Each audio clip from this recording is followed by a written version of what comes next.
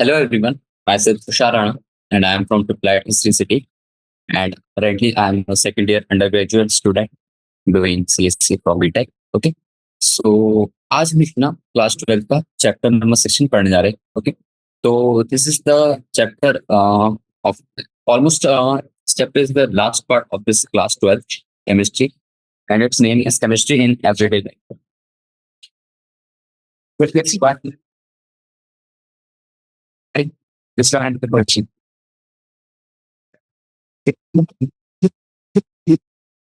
Okay, तो चलिए start करते हैं. तो इस चैप्टर में हम हर बार की तरह जैसे एग्जाम्पल क्वेश्चन सॉल्व करते हैं तो इसमें 6 टाइप के क्वेश्चंस होते हैं. तो starting with the multiple choice questions. Okay, तो इसमें 2 टाइप होते हैं. तो फर्स्ट टाइप में हम उसके जो आंसर मिलेंगे that one will be single answers and जो second multiple choice question type होगा उसमें हमें एक से ज्यादा आंसर मिलेंगे. ओके, तो हम ट्राई करेंगे कि आज हमारा टाइप 1 एंड टाइप 2 कंप्लीट हो जाए. बाकी हम अगले सेशन में देखेंगे. ओके, चलिए स्टार्ट करते हैं. That is MCQ type 1. Okay, so अब देखते हैं. देखिए इस यानी क्वेश्चन सॉल्व करने से पहले मैं आपको बता दूं इस चैप्टर के बारे में. देखिए जो ये चैप्टर होता है that is chemistry in everyday life. तो ये चैप्टर जो होता है ये बेसिकली इसमें उतना लॉजिकल पार्ट नहीं होता. ओके, यानी कि जैसे आप कोई फिजिकल केमिस्ट्री का क्वेश्चन उठा लें.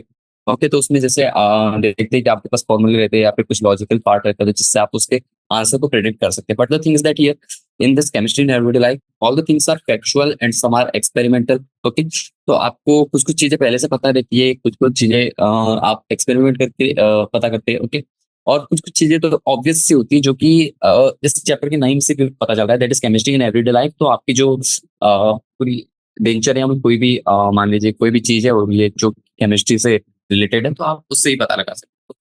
सो आपको ये चैप्टर की थ्योरी पे थोड़ा ध्यान देना होगा. ओके, और बेसिक अंडरस्टैंडिंग. चलिए अब चलते क्वेश्चन नंबर 1. क्वेश्चन नंबर 1 बोल रहा है. Question number 1, let me reduce the size of this line.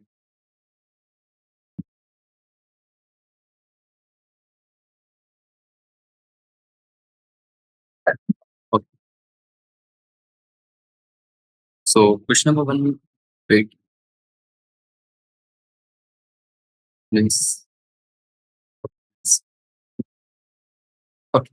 तो question number 1 is saying which one of the following statement is not correct. Okay, तो हमें यहाँ पे जो स्टेटमेंट नहीं है करेक्ट उसे चेक करना है. तो इसमें आपको देखिए अगर आपको बोलता है कि फाइंड द करेक्ट स्टेटमेंट तो आपको एक स्टेटमेंट देखते और सही होती है डायरेक्ट आप आगे बढ़ सकते थे क्योंकि it is a single choice answer. But यहाँ पे आपको बोलते हैं कि कौन सा करेक्ट नहीं है तो आपको सारे आंसर चेक करने पड़ेंगे सारे ऑप्शन. ओके, तो चलिए स्टार्ट करते हैं विद द फर्स्ट वन. तो पहला बोल रहा है कि some antiseptics can be added to soaps. Okay, तो ये पहला स्टेटमेंट जो दिया है दैट इज ट्रू. हम किसी एंटीसेप्टिक्स को सोप में भी डाल सकते हैं क्योंकि आपने देखा होगा कि जैसे डेटॉल हो गया. ओके, डेटॉल भी एक टाइप का मान लीजिए उसमें कुछ प्रॉपर्टीज होती है जो कि आपके बैक्टीरियल वगैरह जो भी थोड़ा मान लीजिए आपको भी बाउंड वाउंड होता है तो आप डेटॉल लगा के उसे हील कर सकते हैं. तो उसमें कुछ एंटीसेप्टिक एलिमेंट्स रहते हैं. तो पहला स्टेटमेंट तो फॉल्स नहीं है. फिर सेकंड देखते हैं. Second one is the dilute solution of some disinfectants can be used as an antiseptic. Okay, this also is the true statement. Third one is disinfectants of antimicrobe. This is also true statement. तो देखिए ये तीनों statement के बारे में आपको तब पता चलेगा अगर आपने पूरी अच्छे से थ्योरी पढ़ी होगी. ओके, तो this all three are true. So are the correct option that is the wrong answer will be option number 4 that is antiseptic medicine can be ingested. तो ऐसा क्या होता है पता है क्या, जो एंटीसेप्टिक्स होते हैं ना वो सिर्फ हम लिविंग टिश्यूज या फिर लिविंग टिश्यूज पे अप्लाई कर सकते हैं. ओके, तो उसमें हम उसे इंजेस्ट नहीं कर सकते बेसिकली. तो जैसे आपके पास कभी बाउंड हो गया, कभी कट्स लग गए. ओके, या फिर कुछ स्किन के सरफेस पे कुछ दिक्कत आ गई है तब आप क्या कहते हैं एंटीसेप्टिक्स अप्लाई करते हैं. पर जो मेडिसिन होता है ना जैसे कि एंटीबायोटिक्स उसे हम डाइजेस्ट नहीं कर सकते. Okay, so you need to read about this that is antiseptics. मैं आपको लिखा भी देता. Antiseptics are applied to living tissues such as जैसे मान लीजिए आपको कभी कुछ बाउंस हो गया. ओके, या फिर कुछ कट्स हो गया. Okay, etcetera. जो एंटीसेप्टिक मेडिसिन होती है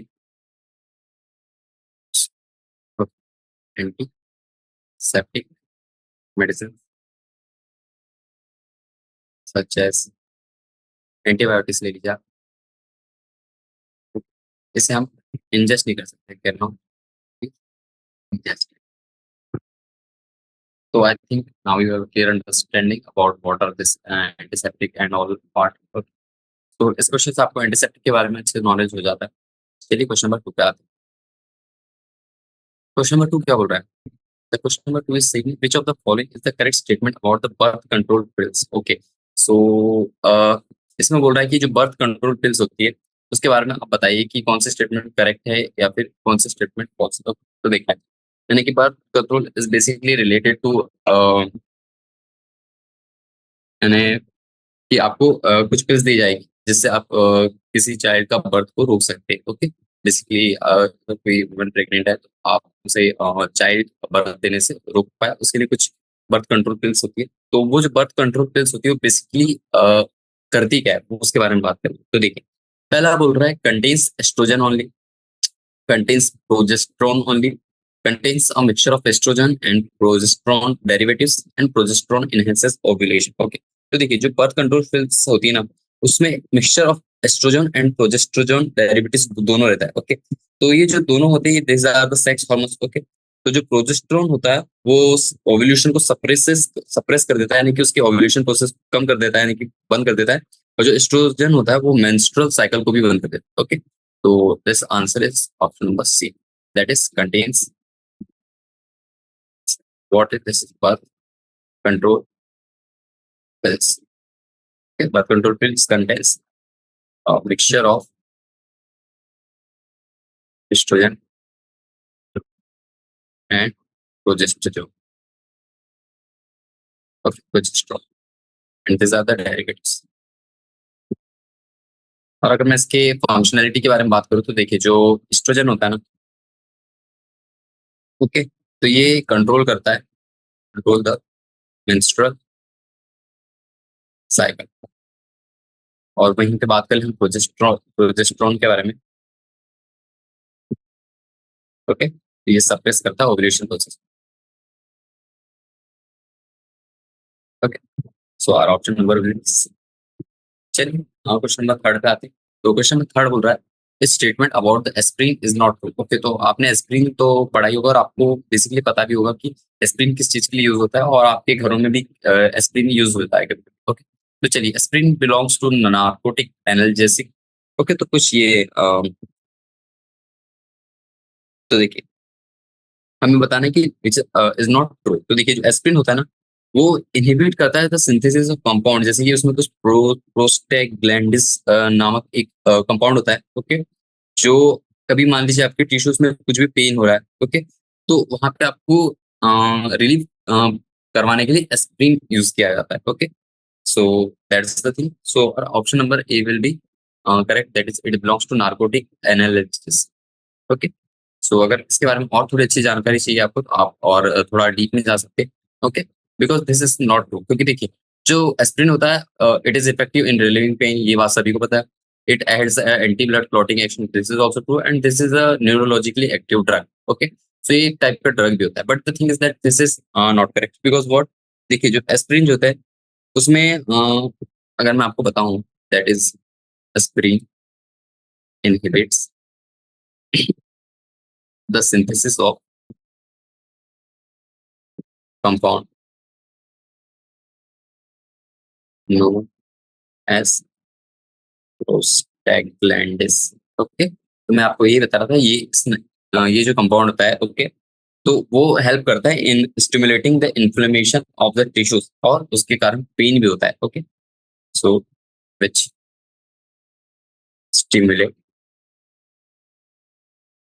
इन्फ्लेमेशन इन टिश्यूज, ओके, और एंड कॉजेस पेन। ओके, तो इसी की वजह से आपकी जब भी कोई बाउंड हो गया या फिर कुछ भी जहाँ पे आपको कभी कोई दिक्कत हो रही है तो वहाँ पे आपको पेन रिलीफ करने में इट एक्ट्स। ओके, चलिए क्वेश्चन नंबर 4 का। तो क्वेश्चन नंबर 4 बोल रहा है the most useful classification drugs और classification of drugs for medicinal chemist is. Okay, तो बोल रहा है कि सबसे अच्छा क्लासिफिकेशन ऑफ ड्रग्स बताइए फॉर मेडिकल केमिस्ट। ओके, यानी केमिस्ट के लिए बता रहे हैं। तो देखिए पहला बोल रहा है on the basis of chemical structure, on the basis of drug action, on the basis of molecular targets, and on the basis of pharmacological effect. Okay, चलिए देखिए। तो देखिए, अगर आपको किसी मेडिसिनल केमिस्ट के हिसाब से आपको ड्रग को क्लासिफाई करना है, तो इट इज यानी कि सबसे अच्छा इसमें होता है कि on the basis of molecular targets. Okay, क्योंकि आपको जब भी कोई आप कभी किसी केमिस्ट के पास जाते हैं, आप उसे पहले बताते हैं कि मुझे यहाँ दर्द है, मुझे ये डिसीज है, मुझे ये प्रॉब्लम है। ओके, तो उसके रिगार्डिंग वो आपको कुछ ड्रग देगा। Okay, so it is the on the basis of molecular targets, option number C, on the basis of molecular targets. Okay, so that's the correct answer.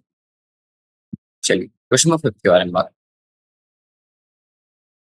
Okay, question number 5 बोल रहा है which of the following statement is correct. Okay, तो इसमें हमें बताना है कि अब कौन से स्टेटमेंट करेक्ट है, यानी कि इसमें मल्टीपल एक स्टेटमेंट करेक्ट है, बाकी सब इनकरेक्ट है। ओके, तो चलिए फर्स्ट वन को देखते हैं। Some tranquillisers functions by inhibiting the enzymes which catalyse the degradation of non adrenaline. Okay, non adrenaline.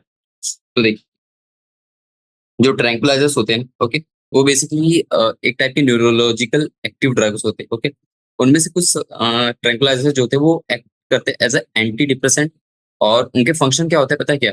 वो आपके एंजाइम को इनहिबिट करते हैं, जिससे आपका नॉर एड्रेनालाइन ग्लैंड जो होता है, या फिर जो भी आपका एंजाइम होता है, उसे वो डिग्रेड करने लगता है by using the catalysation process. Okay, so the first statement is correct. So you all know that all the three are wrong. तो इसमें अब पहला सेकंड वन दिया है that this tranquillisers are narcotic drugs, तो this statement is false. Okay, basically tranquilizers are chemical compounds that do not affect the message transfer from nerve to receptor. Okay, this is also wrong because इसमें क्या होता है, जो active receptors होते हैं ना longer period के लिए, वो काउंटर एक्ट करने लगते हैं और उसका इफेक्ट होता है डिप्रेशन। ओके, तो ये बात होती है।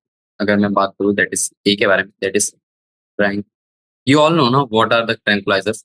तो जैसे आपने देखा होगा कि ट्रैंक्विलाइजर डार्ट जो होते हैं, जैसे कि कोई आपने मूवी वगैरह में देखा होगा कि किसी भी एनिमल्स हो गया, ओके, या फिर कोई वाइल्ड एनिमल्स हो गए, तो उन्हें शांत करने के लिए ट्रैंक्विलाइजर डार्ट यूज किया जाता है, जिससे वो थोड़ी देर के लिए शांत हो जाते हैं या फिर यानी कि बेहोश टाइप के हो जाते हैं। ओके, तो this are the thing, tranquilizer are neurologically active. Okay, तो इसमें अगर मैं बात करूँ कुछ ट्रैंक्विलाइजर डार्ट के बारे में, some tranquillisers are anti depressants and functions, और इनका फंक्शन क्या होता है? Functions by inhibiting the enzymes. Okay, और ये एंजाइम्स क्या करते हैं? these enzymes, okay, these enzymes basically which catalyzes the degradation of non-adrenaline, the degradation of non-adrenaline. Okay, so that's the। चलिए अब चलते हैं क्वेश्चन 6 के बारे में। तो देखिए, आपने इतने क्वेश्चन सारे क्वेश्चन करे तो आपको ये चीज समझ आ गई कि all the questions require the information regarding the information which is asked. Okay, तो अगर आपको इंफॉर्मेशन नहीं होगी प्रॉपर क्वेश्चन के बारे में, तो आपको दिक्कत जाएगी कि ये this is only basic theory part. Okay, तो इसमें आपको रटना ही पड़ेगा, कुछ भी कर लीजिए आप। ओके, सो इसमें आपको ज्यादा से ज्यादा चीजें पता रहे तो आपके लिए अच्छा है, ताकि आप क्वेश्चन जब आप क्वेश्चन कर रहे हो तो आपको इजीली सारे आंसर बन जाए। ओके, तो इस टाइप से कर लीजिएगा। चलिए क्वेश्चन नंबर 6 पे आते हैं। क्वेश्चन नंबर 6 क्या कहता है?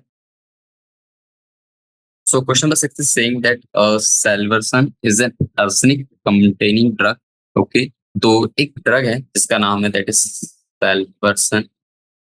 ओके, और इसमें आर्सेनिक यूज होता है एज अ एलिमेंट। ओके, तो which was first used for the treatment of. Okay, तो हमें बताना है कि ये जो ड्रग होता है दिस ड्रग, ओके, इससे रिलेटेड यानी कि ये ड्रग किस डिसीज को ट्रीट करने के लिए यूज किया जाता है। चलिए बात करते हैं। तो देखिए, जो सैल्वर्सन होता है ना, तो उसमें आपको पहले ही दे दिया कि it is arsenic containing drug. Okay, तो इसे हम बेसिकली यूज करते थे for the treatment of syphilis. Okay, so this was used for, sorry, This was first used for the treatment of syphilis. Okay, so option number 1 will be correct. Okay, तो अब बात कर लेते हैं ये syphilis क्या होता है। देखिए सिफिलिस एक टाइप की एक्यूट और एक क्रोनिक इन्फेक्शन डिसीज होती है। ओके, जो कि बैक्टीरिया की वजह से होती है। ओके, और ये सेक्सुअली ट्रांसमिटेड इन्फेक्शन भी है। ओके, तो इसमें अगर आप देखा जाए तो इसमें जो बैक्टीरिया होता है, बैक्टीरिया जो कि ये डिसीज कॉज करता है, उसका नाम होता है ट्रिपोनेमा।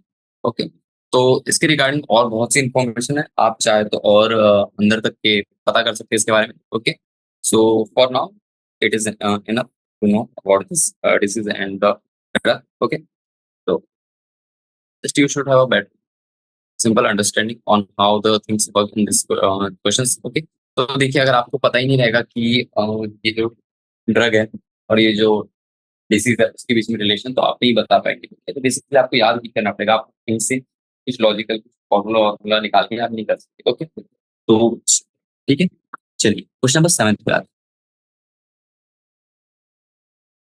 क्वेश्चन नंबर 7, तो क्वेश्चन नंबर 7 क्या कह रहा है कि अ narrow spectrum antibiotic is active against. Okay, चलिए देखते हैं।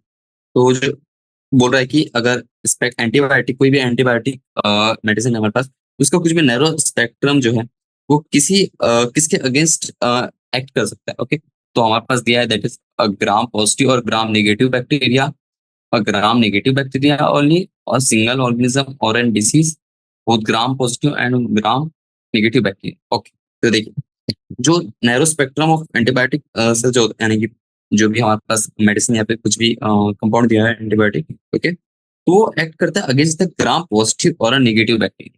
Okay, so option number 1 will be correct. This is gram positive और gram negative bacteria. ओके, चलिए क्वेश्चन नंबर 8 के बारे में।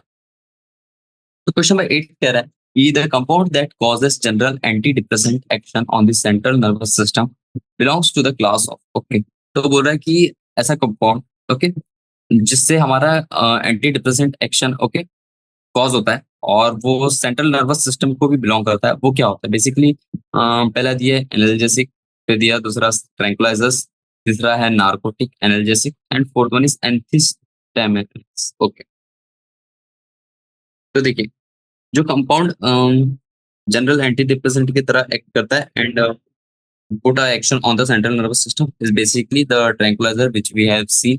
Okay, तो हमने जो अपने पिछले क्वेश्चन में ट्रैंक्विलाइजर के बारे में पढ़ा था वही चीजें, क्योंकि हमारा सेंट्रल नर्वस सिस्टम पे एक्ट करता है तभी तो हम बेहोश बेहोश से होने लगते हैं इफ वी अगर हमें कुछ ट्रैंक्विलाइजर डार्ट पड़ गया तो। Okay, so option number D will be correct, that is tranquillisers.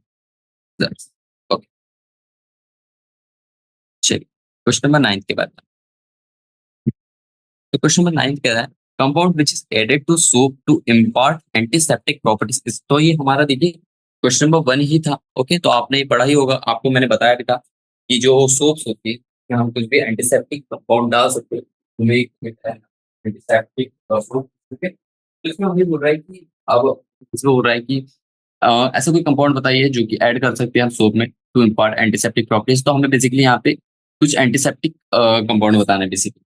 तो देखिए यहाँ पे देखिए जितने भी सोप्स होते हैं ना, ओके, तो उसमें आपको पता है कि बॉइलिंग फैट्स या ऑयल डालते हैं विद सुटेबल हाइड्रोक्साइड। ओके, तो देखिए अब अगर आप सभी सोप में यही डालते हैं तो उसमें वेरिएशन हम किस तरीके से बना सकते हैं। उसमें कुछ टाइप का फ्लेवर डाल दें, कुछ टाइप के मान लीजिए आप कुछ स्मेलिंग अच्छे स्मेलिंग नेचर डाल दीजिए, या फिर कुछ अच्छी प्रॉपर्टीज डाल दीजिए जैसे कि एंटीसेप्टिक प्रॉपर्टीज। ओके, तो वही चीज है। तो देखिए अब उसमें हम कुछ रॉ मटेरियल्स ऐड करते हैं, उसमें से एक होता है हमारा sodium lauryl sulphate and sodium that is the biggest name, this is dodecyl benzene sulphonate. Okay, तो ये जो दो कंपाउंड है हम इनको डाल के we can make an anionic anti anionic detergents. Okay, so that's it. So question number 9 is saying that also देखिए जितने भी सोप्स होते हैं are made up of boiling fats, first thing is this, okay. और इसमें हम variation कैसे ला सकते हैं, by adding some raw materials, okay. तो यहाँ पे हम बात कर लें तो देखिए ये जो दो कंपाउंड है, okay, these are the detergents, okay. तो देखिए ये जब डिटर्जेंट्स ही है से, तो बाकी हम बात नहीं कर सकते आगे के बारे में, तो ये दोनों तो हमारे कैंसिल हो गए। अब बात करते हैं हम, this is rosin and bithionol. तो देखिए जो रोजिन होता है, it is not an compound which is added to soap to impart antiseptic properties, तो the compound is bithionol, okay. Just wait a second, क्या बोल रहा था मैं कि देखिए जो सोडियम लॉरोसल्फाइड होता है और सोडियम डोसिड बेंजीन सल्फोनेट होता है, ओके, ये दोनों बिलोंग करते हैं to the class of that's detergent, okay. तो हम डिटर्जेंट ऐड नहीं कर सकते अपने सोप में to impart the antiseptic properties, but we can add some other raw compounds, okay. तो उसमें हो गया हमारा बायोथीमियम, it acts as an antiseptic compound, it is by on X S antiseptic properties, okay. चलते हैं क्वेश्चन नंबर 10, ओके। तो question number 10 क्या बोल रहा है, फिनिल, ओके, जैसे बायोथिनल वैसे ये बोल रहा है इक्विनिल इज आर्टिफिशियल स्वीटनर, ट्रैंकुलाइजर, एंटिस्टामाइन और एंटी फर्टिलिटी ड्रग, ओके। तो चलिए अब इसके बारे में बात करते हैं, ओके, लेट्स। तो अब हमें बोल रहा है कि सॉरी,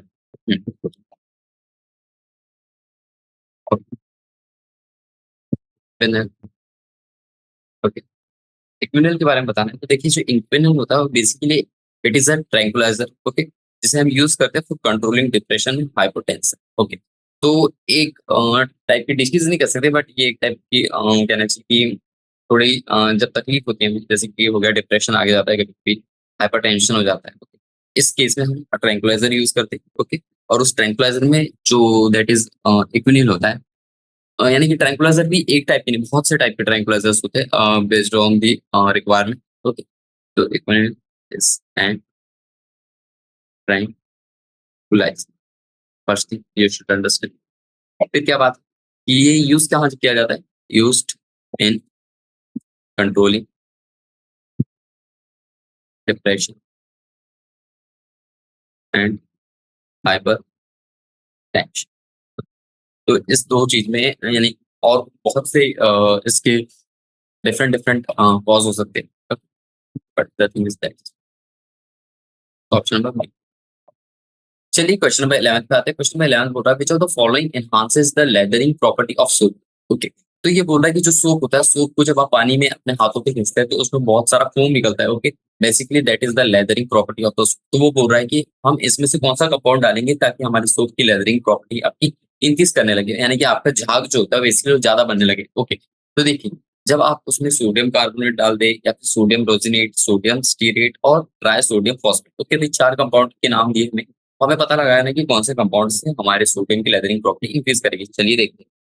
तो देखिए जो अगर हम देखिए सोप भी एक से दो प्रकार के नहीं, बहुत से टाइप के सोप आते हैं। अगर हम बात कर ले शेविंग सोप के बारे में, ओके, तो देखिए जो शेविंग सोप होता है उसमें ग्लिसरॉल होता है। क्यों? क्योंकि जो शेविंग सोप होता है आपने देखा होगा कि अगर आप सिंपल सोप लगाएंगे अपने हाथों में तो वो कुछ समय बाद आपका ड्राई होने लगता है, बेसिकली यानी कि सूखने लगता है। लेकिन वहीं पे आप बात कर ले शेविंग सोप के बारे में, ओके, तो वो उसमें कुछ ऐसा कंपाउंड होता है जिससे वो ड्राई नहीं होता है। यानी कि आपने देखा होगा कभी भी बियर शॉप में जाएंगे आप, तो आपने देखा होगा कि आपके माउथ स्टैक पे जब वो शेव करने के लिए वो फोम लगाता है, ओके, बेसिकली वो ड्राई नहीं होता, वो जैसे का वैसे ही रहता है। तो देखिए एक गम होता है जिसे हम रोजिन कहते हैं, it is added to the soap which form the sodium rosinate, okay, जिससे हमारी lathering property of soap increase हो जाता है। तो that's the option number second. क्या कहा मैंने? मैं चलिए आपको पूरा लिखा देता हूँ। अगर मैं बात करूँ शेविंग सोप के बारे में, contains glycerol to prevent rapid drying, okay. तो ये चीज होती है। अब बात कर लेते हैं अगर हम सिंपल सोप के बारे में बात करें तो देखिए एक गम होता है, a gum called frozen, okay, is added to his soaps which forms sodium rosinate. क्यों? क्योंकि देखिए जो भी सोप होते हैं all are form by the salt of potassium और सोडियम। ये सब आपको पता ही होगा, जितने भी कंपाउंड होंगे उसमें सोडियम या पोटेशियम नाम तो आता ही है। और जो एनहांस करता है lather property. I think now you have understood about this soap property. चलिए क्वेश्चन नंबर 12।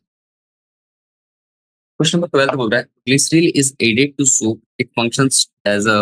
देखिए अभी हमने पढ़ा कि ग्लिसरीन हम शेविंग सोप में ऐड करते हैं और preventing the rapid drying to enhance, और उससे हमारा लेदरिंग प्रॉपर्टी ऑफ सोप भी इनहेंस होता है, क्योंकि वहाँ पे गम जो कि रोजिन होता है वो भी ऐड करते हैं। तो ये सारी चीजें आपको मैंने बता दिया, तो option number will be C. चलिए so right now let's move on to the question number 10।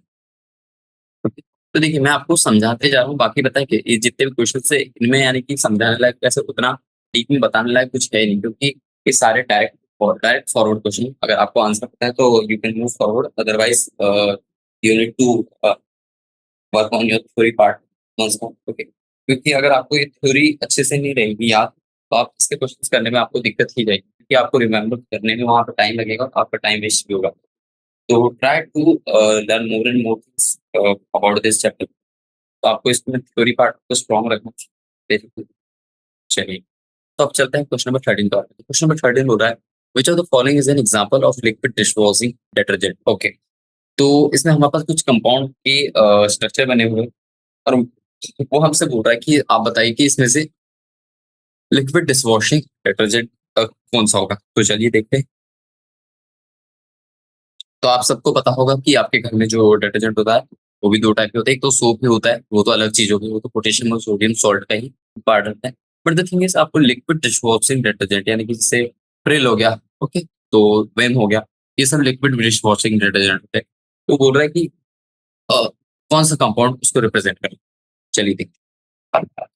तो इसमें देखिए जो ए ऑप्शन होता है ये नहीं होता और ये भी नहीं होगा। ये मैं आपको समझा चुका हूँ क्यों नहीं होगा। सिमिलरली ये भी नहीं होगा। The thing is that option number B will be correct. Okay, अगर आप थोड़ा अच्छे से सोचेंगे तो ये यानी कि आप पता भी लगा सकते हैं खुद से। Okay, liquid dish washing detergent, हाँ, नो आयोनिक डिटर्जेंट। ओके, तो आपको समझ आ गया होगा कि मैंने ये आंसर क्यों लिखा, इसलिए मैं आपको अभी बता नहीं रहा था कि उसके रीजन क्या है। तो basically this is the reason behind the question. Okay, that is liquid dish washing detergents are non ionic detergent. अब अगर नॉन आयनिक है तो उसके कंपाउंड्स में आयंस नहीं मिलेंगे आपको। तो that is the L simple alcohol CH2 CH2 OH, that is the last one. Okay, so that's it. चलिए क्वेश्चन नंबर 14 का क्वेश्चन नंबर 14। क्वेश्चन नंबर 14 बोल रहा है polyethylene Na, okay, polyethylene glycols are used in the preparation of this type of detergents. Okay, तो बोल रहा है polyethylene glycols जो होता है वो किस टाइप के डिटर्जेंट में यूज होता है। That is cationic detergents, anionic detergents, non ionic detergents या फिर सोप। तो मैं मान के चल रहा हूँ कि आप सभी को ये डिफरेंसेस पता होंगे between the detergent and the soaps and different types of detergent including that cationic, non-ionic, ionic, anionic and all types. Okay, तो चलिए, तो देखिए जो पॉलीइथिलीन ग्लाइकोल्स होते हैं that is basically used in the preparation of which type of detergent, that is a anionic detergents. Okay, so you should remember all this. चलिए, let's move on to the question number 15. Question number 15 बोल रहा है which of the following is not target molecule for a drug function in the body. Okay, तो वो बोल रहा है कि ऐसा कौन सा कंपाउंड है या फिर ऐसा कौन सा टारगेट मॉलिक्यूल है फॉर ड्रग दैट, यानी कि जो हमारी बॉडी है उसमें फंक्शन नहीं करता। ओके, देखिए पहला ऑप्शन दिया है दैट इज कार्बोहाइड्रेट्स, फिर लिपिड्स, विटामिन, प्रोटीन। ओके, तो देखिए जो ड्रग्स होते हैं वो बेसिकली हमारे बायोमोलिक्यूल्स जैसे कि कार्बोहाइड्रेट्स हो गए, लिपिड्स हो गए या फिर प्रोटीन्स हो गए, और कुछ बात कर ले तो हम न्यूक्लिक एसिड्स हो गए, तो इनके साथ रिएक्ट करते हैं ड्रग्स। बट यहाँ पे जो ड्रग्स है, ओके, और ये जो जिन साइट्स पे रिएक्ट करते हैं these are basically called the drug targets. Okay, तो देखिए यहाँ पे आपके कार्बोहाइड्रेट्स इंटरेक्ट कर लेंगे, आपके लिपिड्स इंटरेक्ट कर लेंगे, आपके प्रोटीन इंटरेक्ट कर लेंगे, but this the third option that is the vitamin. Okay, vitamin are not interacted by drugs. Okay, तो इसलिए option number C will be correct. तो और अगर मैं आपको यहाँ पे लिखा भी दूँ, that is drugs usually interacts acts with bio molecules such as carbohydrates। Okay? फिर हमारे पास और क्या दिया हुआ था, लिपिड्स दिया हुआ था, फिर प्रोटीन्स भी होते हैं इसमें, और मैं एक्स्ट्रा भी बता देता, जैसे एक न्यूक्लिक एसिड होता है इसमें, और ये जितने भी साइट्स होते हैं, ओके, जिनमें इंटरेक्ट करते हैं drugs, these are called drug targets. That's the, I think now you understand this. चलिए question number 16। Okay okay, two to three more questions, उसके बाद हम 2 मिनट का ब्रेक लेंगे, फिर और एमसीक्यू टाइप भी करेंगे। तो I think you are not bored. चलिए क्वेश्चन नंबर 16 है। देखिए, जब भी हम क्वेश्चंस करते हैं तो आप बोर्ड नहीं होते, मुझे पता है, क्वेश्चंस करना सभी को पसंद है। ओके, चलिए क्वेश्चन नंबर 16 बोल रहा है, which of the following statement is not true about the enzymes inhibitors. Okay, तो ऐसे बोल रहा है एंजाइम इनहिबिटर के बारे में कौन सी स्टेटमेंट ट्रू नहीं है। ओके, तो आपको पता होगा कि जब भी कुछ एंजाइम्स अपनी बॉडी में रखते हैं तो उसे इनहिबिट करने के लिए कुछ और कंपाउंड्स डालते हैं। ओके, तो चलिए देखते हैं क्या बात करें। तो हमें बताना है कि एंजाइम इनहिबिटर के बारे में बताना, ठीक? हमें ये नहीं बताना है कि कौन सा एंजाइम इनहिबिटर है। ठीक है? तो एंजाइम इनहिबिटर क्या करते हैं basically, inhibits the catalytic activity of the enzyme. So is the statement correct? So देखिए, ए स्टेटमेंट इज ट्रू, क्योंकि उनका काम ही होता है कि वो कैटालाइटिक एक्टिविटी ऑफ एंजाइम को इंक्रीज करे, prevent the binding of substance. This is also true, क्योंकि अगर आपका एंजाइम किसी के साथ बाइंड नहीं होगा तो वो अपना फंक्शन और अच्छे से कर पाएगा। Third one is that generally a strong covalent bond is formed between an inhibitor and an enzyme. Hmm, I think this one is not true. Let's check fourth one also. Inhibitor can be competitive or non-competitive. Okay, let's see the third one. तो देखिए, जो inhibitors होते हैं वो basically chemical substance होते हैं। Okay, और जिनका काम क्या होता है कि वो किसी भी एक्टिविटी को रिड्यूस करते हैं। ओके, जैसे कि कोई भी पर्टिकुलर एंजाइम, ओके, तो उसकी एक्टिविटी को रिड्यूस करते हैं। अगर हम बात कर ले तो एक वीक बॉन्ड, जैसे कि हाइड्रोजन बॉन्डिंग हो गया, तो वैसे van der Waals interaction forces हो गया। ओके, इस टाइप के बॉन्ड्स फॉर्म होते हैं between that enzyme and inhibitor. तो our option will be C only. This is not true, क्योंकि ये बोल रहा है कि a strong covalent bond form होता है, but the thing is that here a weak covalent, weak hydrogen bond and just like van der Waals forces are there. Okay, so अगर मैं आपको लिखा दूं तो that is inhibitors of chemical substances which tend to reduce the activity of a particular enzyme. Generally, जो इसमें bond होता है वीक बॉन्ड प्रेजेंट होता है, और वो किस टाइप का होता है, जैसे like hydrogen bond, such as hydrogen bond. Okay, या फिर आप कह सकते हैं वैन डर वाल इंटरेक्शन के बारे में बात कर सकते हैं, कुछ टाइप का इंटरेक्शन प्रेजेंट होता है between this enzyme and inhibitor. Okay, तो this type of bond and interaction form between this enzyme and inhibitor. चलिए क्वेश्चन नंबर 17 के बारे में। क्वेश्चन नंबर 17 बोल रहा है, which of the following chemicals can be added for sweetening of food items at cooking temperature and does not provide calories। Okay, तो वो बोल रहा है कि अगर आपके पास कुछ फूड दिया है, तो उसमें आप किस टाइप का कंपाउंड या फिर केमिकल यूज करते हैं for sweetening of that food. लेकिन वो बोल रहा है कि अगर आप उसे कुक कुक भी कर लेते हैं तो वो कोई एक्स्ट्रा कैलोरीज प्रोवाइड नहीं करता, क्योंकि आपको पता है कि जितने भी आपका खाने का सामान होता है, okay, उसमें कुछ अमाउंट ऑफ कैलोरीज तो प्रेजेंट होती है, अगर आप थोड़ा सा भी लेंगे, बट उसमें थोड़ा सा कैलोरी प्रेजेंट। बट ये बोलता है कि ऐसा कुछ केमिकल होते हैं जिससे हमारा फूड स्वीटन भी हो जाता है, इनकी ज्यादा मीठा भी हो जाता है, बट उससे हमारे पास एक्स्ट्रा कैलोरीज नहीं आती। तो देखते हैं तो देखिए इसका आंसर है basically sucralose. Okay, not the first one, that is the simple sugar only, sucrose, glucose as per time. That these are not that biomolecules. So the option is fourth one, sucrose. Okay, तो जो sucralose होता है ये एक type का artificial sweetening agent होता है. Okay, जो कि 600 टाइम्स स्वीटर देन सुक्रोज होता है और इससे कोई एक्स्ट्रा कैलोरीज भी नहीं होती. क्या बोला है? Artificial artificial sweetening agent. जो इंपॉर्टेंट चीज है वो मैं लिखा दे रहा सुक्रोलोज के बारे में, ताकि आपके क्वेश्चन में अगर इससे रिलेटेड कुछ और इन्फॉर्मेशन भी पूछी जाए तो आप बता सकें. और ये 600 टाइम्स स्वीटर होता है देन, किससे ज्यादा स्वीटर होता है देन सुक्रोज. ओके, क्योंकि सुक्रोज और सुक्रोलोज में थोड़ा सा आप लोगों को कभी वो आ सकता है ना कि आप सोच सकते हैं इनमें डिफरेंस क्या हो सकता है. और does not provide calories. Okay, this is the mean. चलिए तो इसका आंसर लिखते थे, that is question number sorry option number 4. चलिए क्वेश्चन नंबर 18 पे.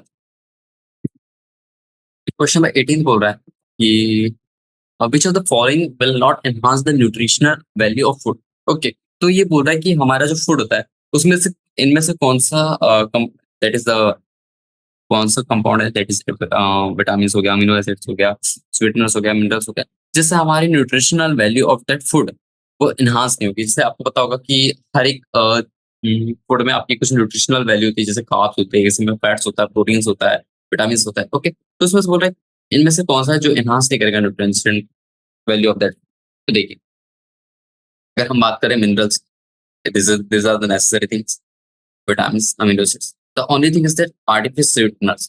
तो इससे कोई भी यानी कि जैसे कि अभी हमने जैसे पिछले क्वेश्चन में देखा कि जो दैट इज आर्टिफिशियल स्वीटनर जो हम यूज करते हैं एज अ सुक्रोलोज. ओके, तो सर आपकी कुछ कैलोरी में इम्पैक्ट नहीं आता, तो उसके वजह से आपकी न्यूट्रिशनल वैल्यू भी कुछ आपकी बढ़ेगी नहीं घटेगी नहीं, क्योंकि all the things depends on the calories. अगर आप कुछ भी वैल्यूज थोड़ी सी न्यूट्रिशनल वैल्यू थोड़ी सी भी इंक्रीज कर रहे हैं, ओके, तो आपको वहाँ पे कैलोरीज में थोड़ा इंप्रूवमेंट दिखेगा. But the thing is that there are no improvement और decrement in this calories for this artificial sweetener. तो आपको यहाँ पे भी उसमें कुछ न्यूट्रिशनल वैल्यू नहीं मिलेगा. Okay, so option number B will be correct. और अगर कोई आप में से कोई जिम में जाता होगा तो आपको ये सब चीज़ों के बारे में और थोड़ा सा ज़्यादा नॉलेज होगा और आप थोड़ा इंटरेस्ट भी लेंगे कि ऑल द थिंग्स आपको पता ही है कि डाइट वाइट कहते हैं, अगर आपको आप पूरी न्यूट्रिशनल वैल्यू वगैरह देखनी पड़ती है. Okay, that's so I think question number 18. Okay, we will take a 2-minute break, have water, and we will come again. Okay, so we will start with that question number 19. Okay, I think you all are now relaxed. आप सभी लोग अब हम सब अब fresh start कर सकते हैं with this type 2, that is basically MCQ, but these are multiple answer. Okay, तो चलिए क्वेश्चन नंबर 19 के बारे में बात करते हैं. और इसमें बोल रहा है इन द फॉलोइंग क्वेश्चन 2 और मोर ऑप्शन में भी करेक्ट, यानी कि 2 या 2 से ज्यादा ऑप्शन करेक्ट. तो चलिए देख लेते हैं. Which of the following statements are incorrect about receptor proteins? तो क्या बोला है? रिसेप्टर प्रोटीन्स के बारे में बात करनी है. ओके, तो हमें बताना है कि इनमें से कौन से statement are incorrect about this receptor proteins. तो चलिए देखते हैं. देखिए पहला स्टेटमेंट है that is majority of receptor proteins are embedded in the cell membrane. Statement is true. Okay, so this is true one. Second one, the active site of receptor proteins opens on the inside region of the cell. No, this statement is wrong. So our option number will be B. मैं आपको बताऊंगा इसके पीछे का reason. अगर हम अभी देखते हो सी सी वाला देखते हैं, chemical messengers are received at the binding sites of receptor proteins. This is also wrong, क्योंकि यहाँ बाइंडिंग साइड नहीं, यहाँ कुछ अटैचमेंट साइड पे होता है हमारा. तो ऑप्शन नंबर बी एंड सी तो आ गया. और एक देख लेते हैं, shape of the receptor doesn't changes during the attachment of the messenger. No, no, this one is not true also. चलिए, तो अब बात करते हैं इसके आंसर के बारे में. तो देखिए अगर हम बात कर ले बी के बारे में, ओके, तो देखिए जो रिसेप्टर प्रोटीन्स होते हैं हमारे रिसेप्टर प्रोटीन्स बेसिकली, ओके, तो these are embedded in the cell membrane. Okay, are embedded in cell membrane. That is the basically the first option. ये मैं बता दिया कि what are this receptor protein और and their active sites are outside the region of cell में। Okay. और अगर हम बात कर ले उसके शेप के बारे में, तो जो शेप ऑफ रिसेप्टर होता है वो चेंज करता है during the attachment of messenger. Okay. So अगर अटैचमेंट के टाइम पे रिसेप्टर का शेप चेंज करता है। Okay. So option number which will be B and C. अब बात करते हैं क्वेश्चन नंबर 20 का। तो question number 20 is saying that which of the following are not used as preservative foods. तो चलिए इसके बारे में बात करते हैं। तो इसमें बोल रहा है कि हम इनमें से कौन सा कंपाउंड है बेसिकली यूज नहीं करते एज अ फूड प्रिजर्वेटिव। पहला है table salt, second is sodium hydrogen carbonate, third one is cane sugar and fourth one is benzoic acid. तो पहला और आपको थर्ड तो आपको पता ही है basically, sodium कार्बो hydrogen carbonate that NaHCO3 and the benzoic acid आपको पता ही है। इस सारे कंपाउंड के नेम से आप इनका स्ट्रक्चर तो पता कर सकते हैं। ओके। तो अब हमें बताना है कि इसमें से कौन सा हम यूज नहीं करते as a food preservatives. Food preservatives आपको पता होगा what are this food preservatives, यानी कि जो फूड की प्रॉपर्टीज होती है, यानी फ्रूट की वैल्यू, न्यूट्रिशन वैल्यू या फिर कुछ भी कहना चाहिए कि यानी कि उसकी न्यूट्रिशनल वैल्यू में कुछ दिक्कत नहीं आना चाहिए, यानी कि उसमें कुछ डिके नहीं होना चाहिए बेसिकली। ओके। तो देखिए जो टेबल सॉल्ट होता है ना और जो केन शुगर्स होता है, इनको हम यूज करते हैं ओके एज अ फूड, कुछ और कंपाउंड्स की तरह यूज करते हैं बेसिकली। जो टेबल सॉल्ट्स हो गया, केन शुगर हो गया, ये सेपरेटली यूज होता है। बट जो सोडियम हाइड्रोजन कार्बोनेट हो गया या फिर कोई बेंजोइक एसिड हो गया, ओके, इससे हम यूज करते हैं as a food preservatives. Okay. So option number B and D will be not correct for this statement. So these are basically the food preservatives. So option number A and C will be this one. Okay. So this is the food preservatives basically. So option number B and D. It is sodium, hydrogen, carbonate. Okay. These are not used as in food preservatives, and uh, the D option, that is benzoic acid. Okay. So these are not used as in food preservatives, while the table salt and cane sugar are used as a food preservatives. Check. Question number 21 के बारे में। Question number 20। Question number 21 बोल रहा है कि compounds with antiseptic properties. हाँ okay, तो antiseptic properties के बारे में बताना है। तो चलिए देखते हैं। अगर हम पहली बात करें दैट इज ए के बारे में, दैट इज CHCl3। तो ये this is basically chloroform. Chloroform. Okay. तो देखिए chloroform basically use as an anaesthesia in surgery, यानी कि अगर हम किसी चीज की सर्जरी कर रहे हैं, किसी यानी कोई आदमी हो गया उसकी सर्जरी कर रहे हैं, तो उसे कभी पेन ना हो इसलिए एज एनेस्थीसिया यूज करते हैं दिस क्लोरोफॉर्म। ओके। लेकिन अगर इसकी जगह हम अब यूज करने लगे that is the freon refrigerant, that is R22। Okay. Chloroform was used as an, तो इसके कुछ वो भी होते थे, यानी कि डिसएडवांटेजेस, जिसकी वजह से अब हम क्लोरोफॉर्म यूज नहीं करते as an anaesthesia, used as an anaesthesia in surgery. लेकिन अभी मेजरली हम यूज करते हैं, but now it is used as an production of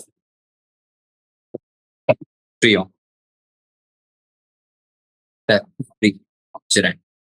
okay. तो फ्रियोन रेफ्रिजरेंट की तरह हम इसे यूज करते हैं, जैसे बेसिकली R20। अब बात करते हैं हम, that is option B, that is CHI।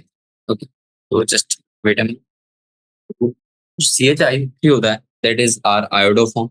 Okay. तो it is also similar to that chloroform. Okay.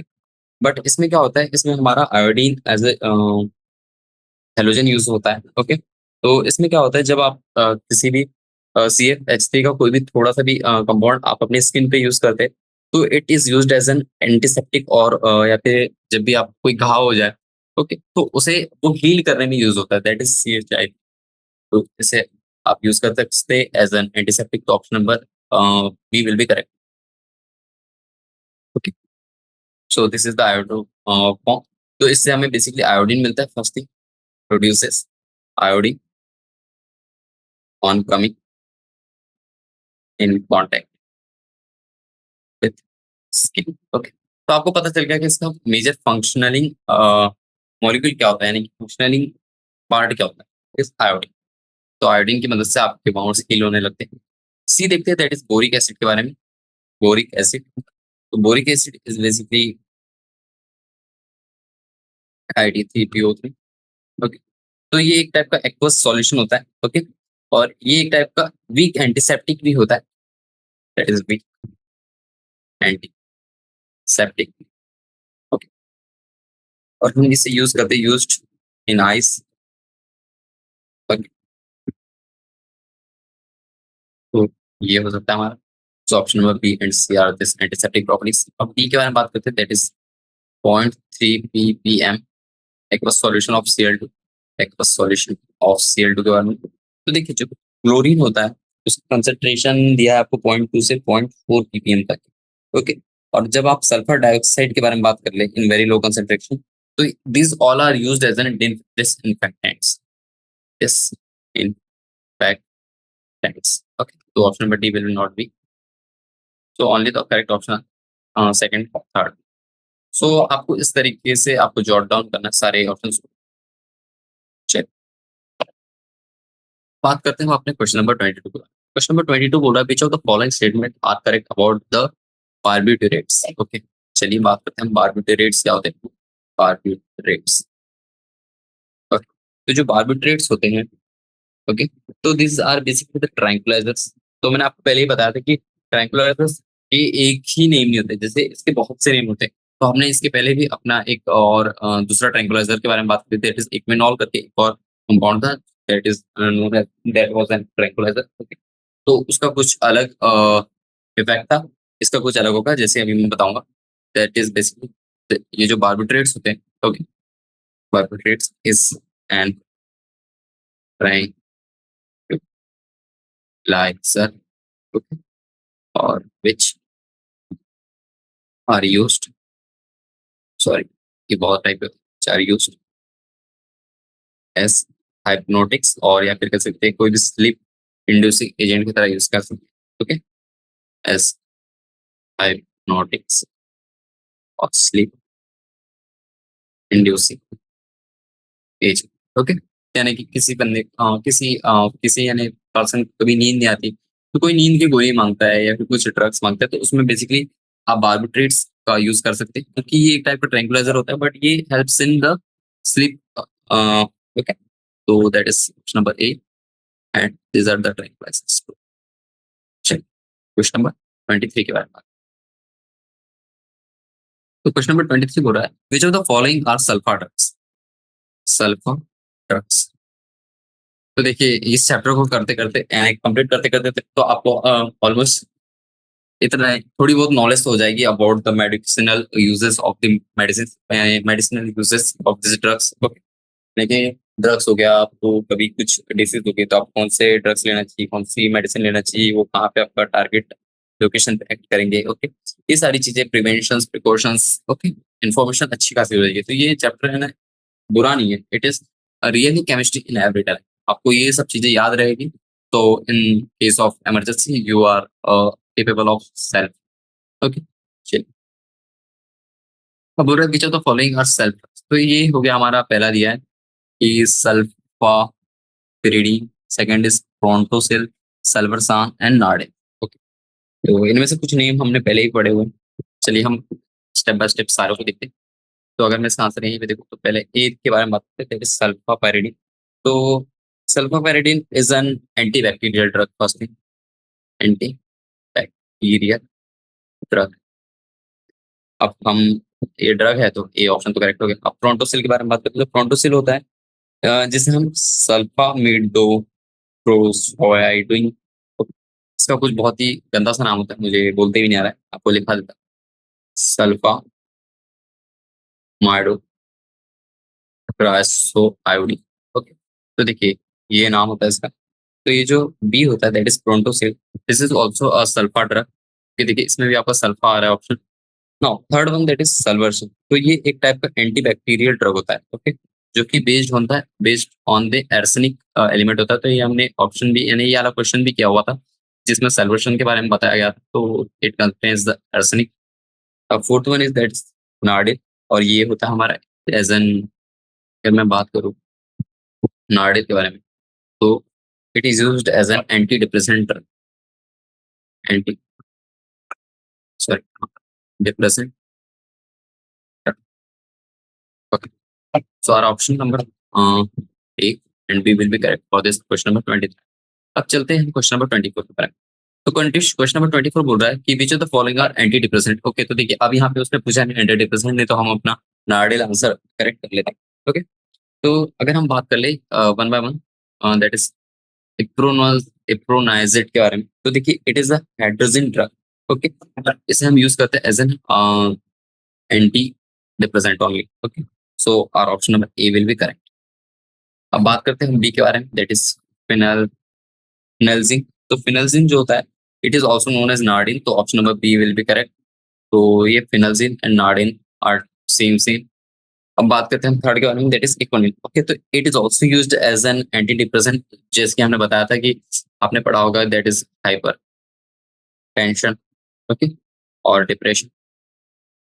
Okay, तो इन सब चीजों को दूर करने के लिए हम इक्विनिल यूज करते हैं। Option number C will be correct. अब डी के बारे में बात करते हैं, दैट इज सेल्वर्सन। तो देखिए salvarsan is not an anti depressant drug. मैंने आपको बता दिया था आपको कि जो सेल्वर्सन होता है it's an anti bacterial drug. Okay, और इसे हम यूज करते हैं in the treatment of syphilis, treatment of syphilis. Okay, तो I think option number A, B and C are correct. तो देखिए इसमें तीन ऑप्शन करेक्ट आ गया। चलिए क्वेश्चन नंबर 25 के बारे। क्वेश्चन नंबर 25 बोल रहा है which of the following statement are incorrect about penicillin. तो you all know what is penicillin, और आप सभी को पता है कि ये जो पेनिसिलिन है ये कितना इंपॉर्टेंस रखता है in this medicinal history. Okay, तो चलिए बात करते हैं। और ये पेनिसिलिन को पता भी है कि ये किसने डिस्कवर किया था और इसका कितना इंपॉर्टेंस है, तो वही चीज के बारे में बात करते हैं। तो पेनिसिलिन क्या होता है? Basically it is an antibacterial fungus. Okay, so option number A will be true. Okay, so it is an antibacterial fungus too. फिर बात करते हैं second, that is ampicillin. Ampicillin is its synthetic modification. Mm, yes, this is also true. Okay, now it has a bacteriostatic effect. No, क्योंकि जो penicillin होता है ना वो बैक्टीरिया को डिस्ट्रॉय करता है by destroying the cell wall of microorganism, और या फिर किसी बैक्टीरिया को किल ही कर देता है। ओके, तो उसको कुछ इफेक्ट नहीं होता, और इसका एक टाइप का बैक्टीरियोसिडल इफेक्ट होता है, not a static. Okay, penicillin has bactericidal effect. Okay, तो option number C will be correct because we need to answer the incorrect statement. फिर हम बात कर लेते हैं अपने फोर्थ वाले ऑप्शन के बारे में। फोर्थ वाला ऑप्शन बोल रहा है कि it has a broad spectrum antibiotic. Okay, तो जो पेनिसिलिन होता है उसका नैरो और लिमिटेड स्पेक्ट्रम होता है, उसका कुछ ज्यादा ब्रॉड नहीं होता। Has fourth one also correct, C this one has a narrow spectrum. So option number B, C and D and B and C are, A and B are correct. Okay, तो वो हमारा correct होगा, तो उसे हम नहीं लिखेंगे अपने आंसर। चलिए आई थिंक हम दो क्वेश्चन कर सकते हैं और the period of time. Question number 26। Question number 26 बोल रहा है which of the following compounds are administered as antacids. Okay, तो अब हमें एंटासिड्स के बारे में बात करनी है। एंटासिड्स, तो आप सभी को पता होगा व्हाट आर द एंटासिड्स। तो पहली बात बोला है कि सोडियम कार्बोनेट। तो देखिए जो, और दूसरा दिया सोडियम हाइड्रोजन कार्बोनेट, फिर दिया है aluminium carbonate and magnesium hydroxide. Okay, तो देखिए अगर मैं बात करूं कि ऐसे कंपाउंड जिसमें एंटासिड्स यूज होता है, तो देखिए बेसिकली सोडियम हाइड्रोजन कार्बोनेट और जो मैग्नीशियम हाइड्रोक्साइड होते हैं ये दोनों माइल्ड अल्कलिक एसिड्स होते हैं। ओके, और ये both act as an antacids. ये आप सभी ने पढ़ा होगा अपनी केमिस्ट्री में, क्लास 9 की भी केमिस्ट्री में आपने पढ़ा होगा। That is B, that is sodium hydrogen carbonate, that is Na HCO3, और साथ ही साथ क्या है, that is option number D, that is magnesium hydroxide, MgOH और टॉक्स। ये जो दोनों कंपाउंड होते हैं आर माइल्ड एसिडिक या फिर mild alkalies, okay, are used as an antacids. So option number B and option number D will be correct. Okay, let's move on to the question number 27. Okay, so this one will be the last question for today. So question number 27 is saying amongst the following antihistamines which are the antacids. Okay, तो अब हमें बताना है कि that is A B C D. Okay, तो हमारे पास 5 option दिए, that is ranitidine, that is bromophenylamine and terfenadine and cimetidine. Okay, तो इसमें से हमें बताना है कि कौन सा एसिटिस्टामाइन है और वो साथ ही साथ एंटासिड्स भी। देखिए इसका आंसर है that is A and D. Okay, this is the basic fact और we can say info, that is ranitidine, okay, and cimetidine are antacids, antacids. क्योंकि जो ranitidine और cimetidine होते हैं, ओके, तो ये एक्ट एज एन एंटासिड्स होते हैं क्योंकि इनके जो ड्रग रिजल्ट होते हैं ना, उसमें लेसर अमाउंट ऑफ एसिड्स निकलता है। ओके, और वहीं पे हम बात कर ले जितने भी ब्रोमोफेनामाइन हो गया या फिर टरफेंडिन हो गया, ओके, तो ये सब act as an anti allergic drugs होते हैं। So you need to know about this, ये हमारे हो गया anti allergy. Okay, so this is the difference between this. तो आपको देखिए आपको इन्फॉर्मेशन पता रहनी पड़ेगी, तो आपको बाद में दिक्कत जाएगी। ओके, तो आज के लिए बस इतना ही। तो thank you all of you, we will meet in next lecture. तब तक के लिए बाय बाय। आप चाहे तो और क्वेश्चन सॉल्व कर सकते हैं नीचे के, हम अपने नेक्स्ट लेक्चर में और उन्हें सॉल्व करेंगे। ओके, सो बाय बाय।